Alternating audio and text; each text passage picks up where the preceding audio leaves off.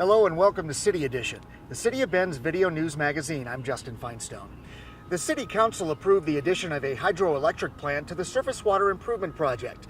Let's take a look inside a typical hydro plant and see what it means for the City of Bend. Our City Council recently approved the City of Bend moving forward with the hydroelectric facility. We felt it would be good for people to get a feel for what a hydroelectric facility might look like on the City of Bend system. So behind me is the COID's hydroelectric facility where they are converting the flow of water to energy. Well, behind me is the switchyard for the Central Oregon Irrigation District's Juniper Ridge Hydro Facility. The Juniper Ridge Hydro Facility is at the end of 2.5 miles of 9-foot steel pipe that's buried and encompassed our Pilot Butte Canal.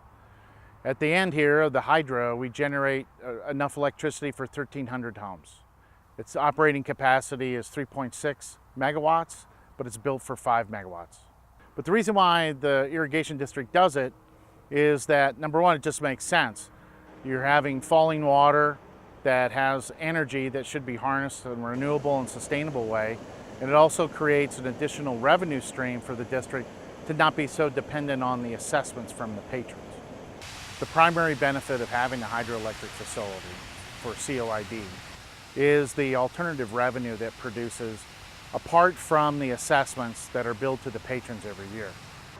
The district's able to utilize those funds for capital projects such as conserved water projects and piping in the canals, for restoration for stream flow, but also to handle and offset the increasing costs of doing business.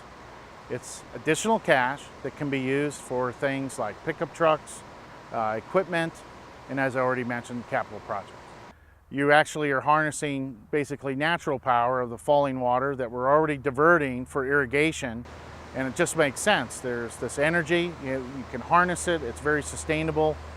It does not have a lot of day-to-day costs once you build the facility. This facility will likely not have to have any major work done on it, major repairs, for over 20 years. The City of Bend design is going to be quite a bit different than COID's.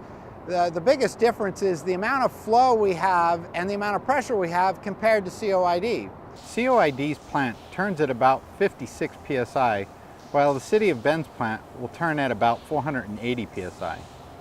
So the amount of energy produced is a function of both flow and pressure.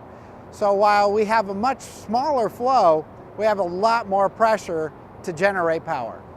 Another big difference from the City of Bend to COID is the time of year that we can operate. Because our water is provided year-round to the community, we're able to operate our system year-round, where COID only operates during the irrigation season, which is about 6 months of the year. The hydro project is probably the easiest decision I believe Council has had to make since I've been on Council.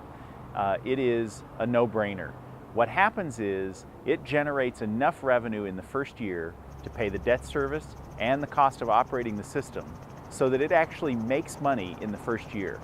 Once the debt service is paid off, all it does is generate revenue. So what that will do is keep water rates lower. The City of Bend's hydroelectric facility will be located at the city's Outback facility, which is located about 2 miles west of Bend. It's going to be located at the downstream end of the surface water intake pipeline that starts at the Bridge Creek intake facility. So what's unique about the new surface water system will be that we will have downstream flow control on our new pipeline, and that will allow us to turn down or turn off the flow of water through our pipeline when our demand dictates that we don't need to run it. And that equates to more water in the creek up just below Tumalo Falls. The hydro project generates energy without putting out greenhouse gases. It is a clean energy, renewable energy, and it just makes good sense for our community.